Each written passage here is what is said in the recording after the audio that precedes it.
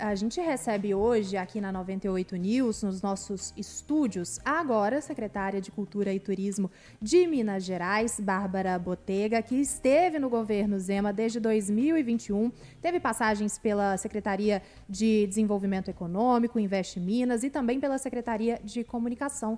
Secretária, seja muito bem-vinda, bom dia. Bom dia, prazer enorme estar aqui, estreando na Secretaria de Cultura e também para mim na 98 News. Parabéns pela rádio, está um espetáculo. Obrigada, é um prazer todo nosso de te receber aqui. A gente está sempre muito disposto a discutir Minas Gerais como um estado potente, e isso, claro, passa pela cultura e passa pelo turismo.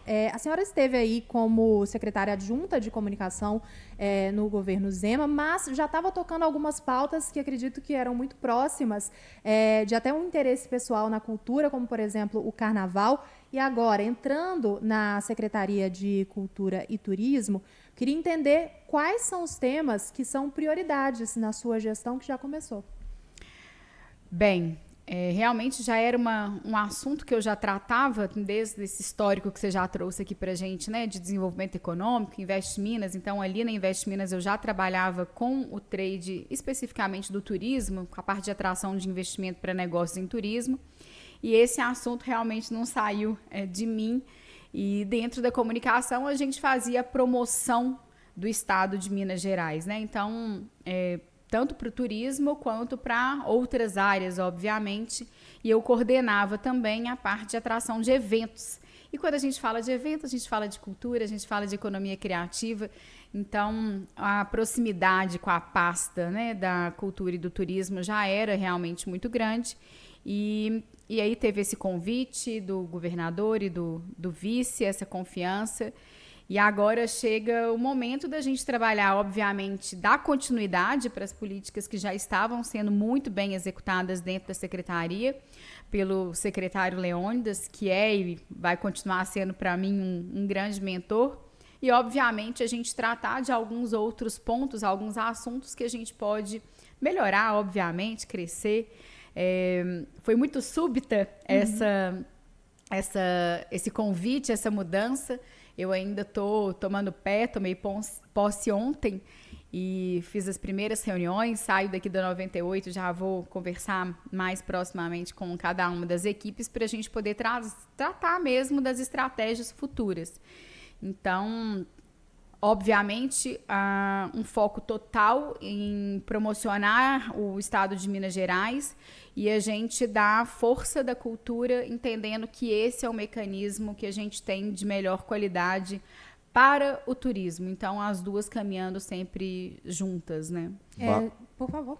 Bárbara, a questão do turismo que você tocou agora por último, em relação às rotas turísticas no estado. Qual é a importância disso e o quanto isso movimenta financeiramente para os municípios de Minas Gerais? A gente sabe que hoje Minas Gerais tem muito desse circuito, né? A gente está falando do circuito do ouro, circuito das águas, até a rota da Serra da Canastra. Hoje isso é uma aposta do governo, criar essas rotas oficialmente reconhecidas pelo governo. Faz alguma diferença quando a gente está pensando em política pública? Facilita muito. E aí eu falo até por a experiência também da comunicação. E é uma aposta que eu tenho de uma maneira bem efetiva, e eu já conversava muito com o secretário Leônidas sobre isso, sobre a gente conseguir entregar um pouco mais mastigado, digamos assim, para os agentes, para as agências de turismo, o que a gente tem aqui.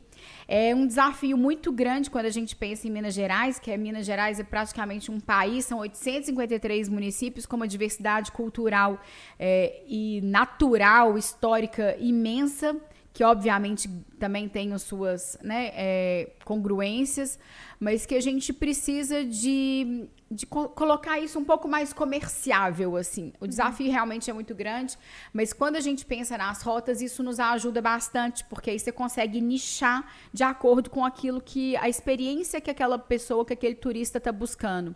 Então, a gente já vem trabalhando isso de alguma maneira e eu pretendo intensificar ainda mais isso como produto, mesmo para as agências conseguirem vender ainda mais fácil o destino Minas Gerais. Legal. Hoje a gente está pensando em Minas Gerais num tamanho de países, né? Então, assim, Minas Gerais realmente é muito grande.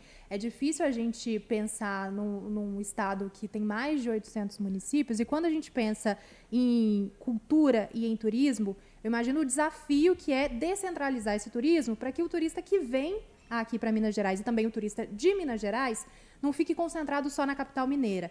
Essa foi uma aposta do governo Zema e também do ex-secretário Leônidas Oliveira de descentralizar a cultura aqui no estado. A gente tem até um programa específico para isso, né, que é o Descentra Cultura, mas que resultado isso deu até agora quando a gente está pensando em fomento de novas ações ou ações que são menos direcionadas aqui para a capital? Bem, só na questão da distribuição de verba, a gente já consegue ver significativamente essa mudança. Antes, pasmem, 95% dos recursos destinados à cultura, eles ficavam na região centro-sul de Belo Horizonte. Eu não estou nem falando Belo Horizonte inteiro, nem região metropolitana, eu estou falando da região centro-sul, gente. Aqui, assim, no miolinho dá contorno. E a gente sabe que isso era de uma injustiça cultural muito grande, considerando o tamanho que a gente já falou aqui várias vezes do estado de Minas Gerais. E hoje essa lógica ela já foi invertida.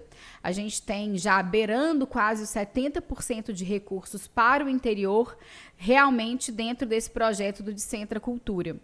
E eu sou uma pessoa que acredito muito nessa diretriz máxima do governo do estado, do nosso governador Romeu Zema, de que as coisas acontecem no município.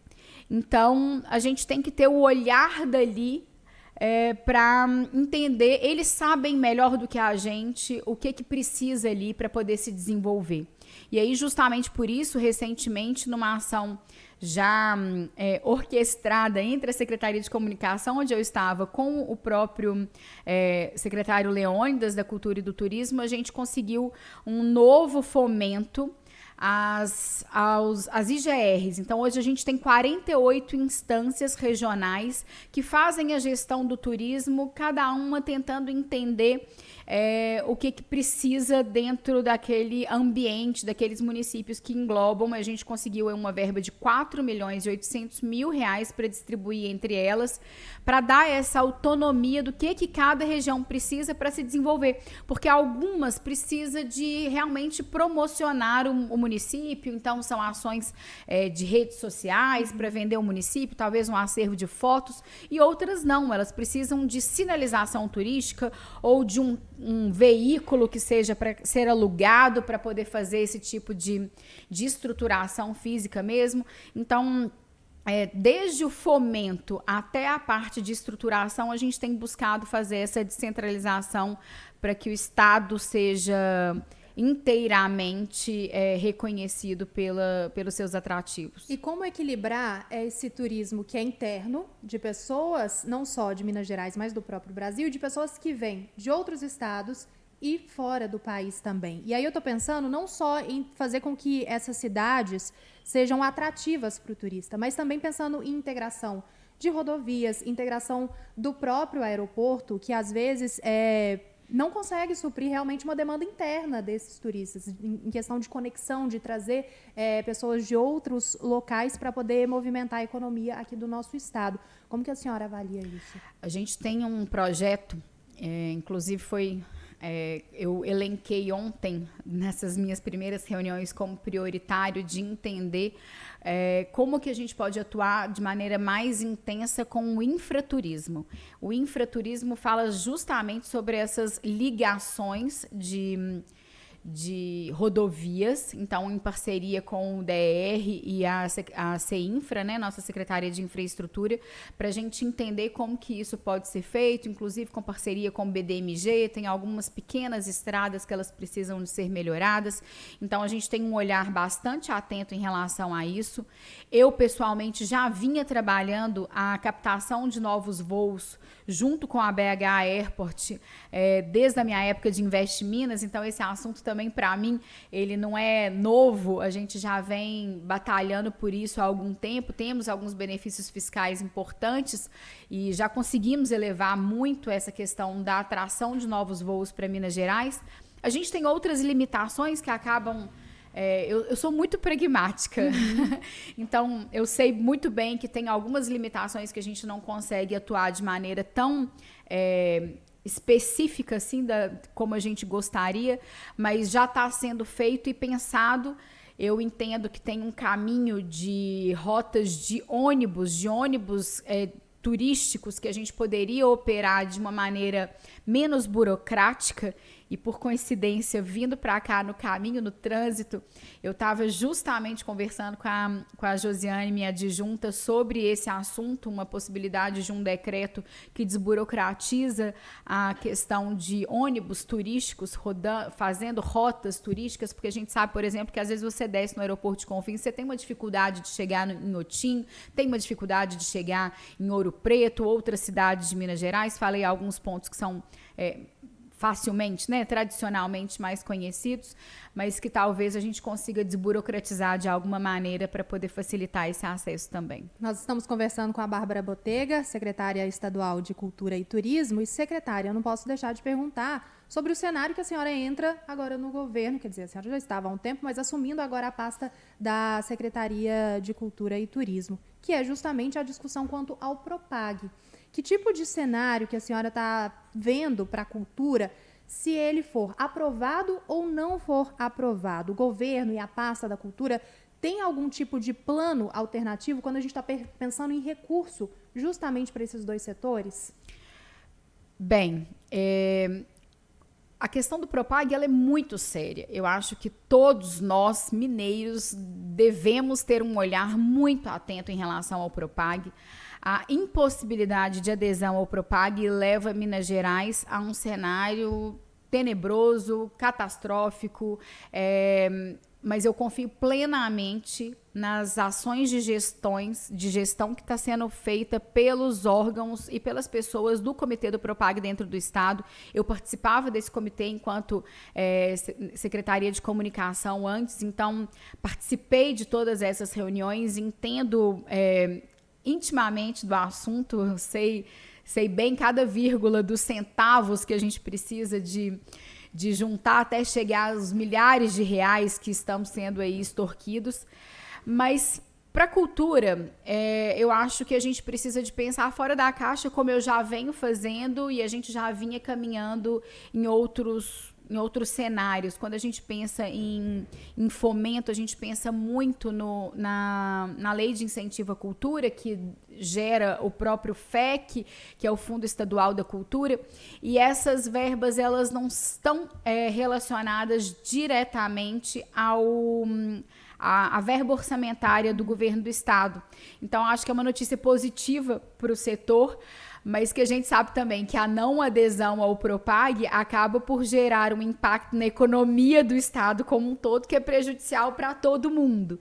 Então, ele não interfere diretamente no orçamento da secretaria ou ao fomento, mas de uma maneira, né, tem um reflexo na economia do Estado como um todo, e aí, obviamente, que todos os atores da cultura e do turismo, eles acabam sendo impactados. Então, eu acho que o olhar é muito atento, mas temos aí algumas alternativas interessantes de captação de recurso para o setor. No contexto do Propag, inclusive, ventilou-se, né, a possibilidade de venda do Palácio das Artes, Palacete Dantas, Fazenda Boa Esperança. A senhora é favorável a essas vendas quando a gente está pensando justamente nesse recurso que precisa chegar até o bolso do Estado? E se não, quais são outras possibilidades que podem ser incluídas no Propag na visão da Secult? Na verdade, eu acho que não cabe à Secretaria de Cultura e Turismo fazer essa análise específica sobre isso. Como eu disse, existe um comitê do Propag que está ao máximo possível trabalhando para que o impacto na vida dos mineiros seja o menor possível, seja o menos traumático. Então, ninguém quer entregar nada, ninguém quer fazer esse tipo de venda. Nem a Secretaria de Cultura e Turismo, nem o vice-governador Matheus Simões, que é quem lidera o comitê do Propag. Ele já falou por diversas vezes, eu não quero entregar nada. O que a gente queria, na verdade, era o perdão dessa dívida. Então, não passa por uma questão de desejo, de querer, de ser favorável ou não.